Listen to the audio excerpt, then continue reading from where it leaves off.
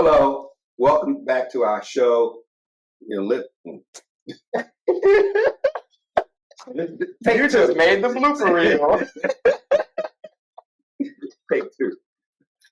Hello, I'm Reginald Bullock, and I hope you enjoy the episodes that you might have been watching prior to. And if you haven't, tune in to watch Living Life with me, Reggie B, and Trey Wilder here. Hope y'all are having a good one. Appreciate y'all for tuning in. Reggie, this is a good day. It's a good episode. I feel very positive about this. You feel positive about this? I feel very positive about this. I ain't gonna hold you. And look, ladies and gentlemen, if I'm wrong, I apologize. Please forgive me. I think that's a nice little touch off of that. So give me a little. Well, you know, in the old school, they would say, charge it to the head and not charge it. They say, you know, if I ever missed anybody, if I didn't say your name, well, you know how you go name and charge it to the head. You know, if I missed you, charge it to the head and not the heart. You can forget. So we say some stuff. Forgive us. Please forgive us. Charge it to the head and not the heart. Now, as you say, you got a choice, you know, in how you respond. And in situations where you're trying to ask for forgiveness, right? You don't necessarily control all of those. I'm sorry. When someone's asking you for forgiveness, you have more control. But when you're asking for forgiveness, you don't have as much control, I guess. So you don't have any control over the person. Yeah. But you do have every control over yourself. Over yourself. Like if I'm going to ask somebody for forgiveness, and I have, right? You know, I'm not going to say I never use the word. Right. You know, I don't think I go to a person and say, please forgive me. I may go to them with a more detailed explanation as to why you did something. Why I did something, what I'm saying, and why I'm saying this, and how I am remorseful and sorry about what I may have done. Yeah. And that I come to a new level of understanding and awareness of the impact of what I've done. And I feel real bad about it. Mm-hmm. And therefore, I want to let them know that the Reggie experience you had on that day, I've relived that many, many times. And I realized how wrong that was. Mm-hmm. And therefore, I want to let you know that I'm very sorry for causing any kind of feeling or energy or whatever that may have occurred as a result of me saying or doing something. Mm-hmm. To me, to summarize, say, hey, Mark, man, can you please forgive me for doing such and such? That ain't good enough. That ain't good enough. Need way more detail. Yeah, and you just show the people that you actually thought about how you harmed them. Right, and you did harm them, right? And so, will you please forgive me? You know what?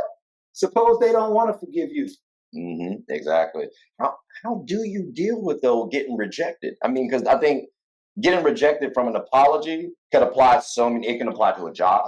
It can apply to if you're trying to court a man or woman. So I mean, you're just dealing with rejection at this point in time. How do you personally deal with that? Because So the way I deal with it is I allow myself to go through the momentary stress, because some stress is good, right? Prolonged stress can lead to depression. Yeah, that's true. But momentary stress happens. Yeah. You know, but it's for a moment because it shocks your body and it sends different type of shock waves and neurons all flashing to allow you to calm back down, right? It's kind of like a hot flash is designed to cool you off. Okay. Sweating is designed to cool you off, right? So sometimes stress has a benefactor of now you can woosah. Right. So I allow it. Then after that, I'm still in control of my mind that whether this person acknowledges what I just said, whether this person forgives me or not, that's their energy. Mm-hmm. So I did my part. Yeah. And I'm comfortable and calm and relaxed in me doing my part because my intentions were good. Yeah. And so if I did all of those things through that intention, all right, you don't have to forgive me. Mm-hmm. And this, I think, is where people say you got to forgive yourself. Yeah. Because that's another term, right? They say you got to forgive yourself. And so to that extent, it's still just a word. Mm-hmm. I got to forgive myself. And I hear this, and this is, I guess, this gets to the crux of why always call forgiveness as a word, right? When a person says you got to forgive yourself, are you a psychiatrist or a doctor or a specialist that you can educate, train, and develop me into understanding all of the things I need to do to forgive myself? You're going to walk this journey with me. You're going to walk this pain with me. And whether it takes 2 months, 2 years, or 2 decades, you're going to help me understand the words that just came out your mouth so that now I know how to do that? Or are you going to be like me, telling you, hey, I'm going to put a concrete slab there, it's 2 inches thick, punch through it. You're going to break your hand. Yeah. It's the same thing when a person tells another person to forgive somebody else. Mm-hmm. That person may not have the capacity, the understanding, the cultural development to even know what that means. Yeah. It's just a word. Facts.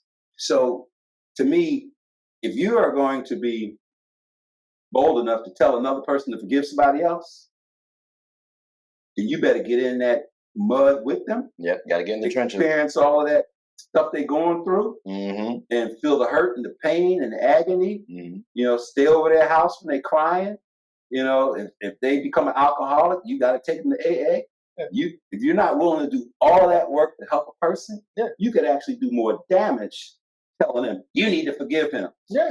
Like, so I had a cousin who relatively recently, I had a cousin who told me, hey, suck it up. Like, that's how I take that. It's like, how I'm feeling is like, it's similar to, oh, forgive and forget. Like, no, you don't need to just suck up how you're feeling, bro. Like, it's toxic energy. And I feel like if you think that way too, you may want to change that mindset. Because as we're saying, you know, if something's affecting you negatively, like, how dare I say, hey, it's not a big deal. It's not a big deal to me, right? But it's a big deal to you, right? So how do we make that best possible? So like that person, like my cousin, not in my church. That reminds me of that song by Arrested Development, Mr. Window. He said, $2 may not mean a whole lot to me, but it means a big deal to him. Go ahead, Mr. Window.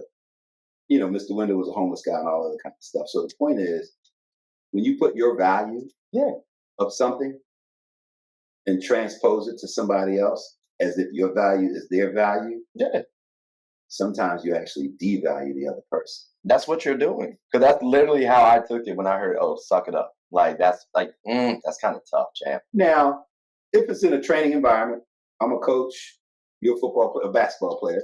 Something small. And you'd be like, yo, Reggie, man, this dude bumped me. Man, suck it up. That's a suck it up moment. That's a suck it up moment. That's not toxic. That's the way the game is played. Yeah, that's part of the game, bro. I know you mad, and I know you're upset, but we're here to play a game. But I think that about closes off the show. We apologize for having to end it, though. You know, see what we did there. Yeah, I'm sorry.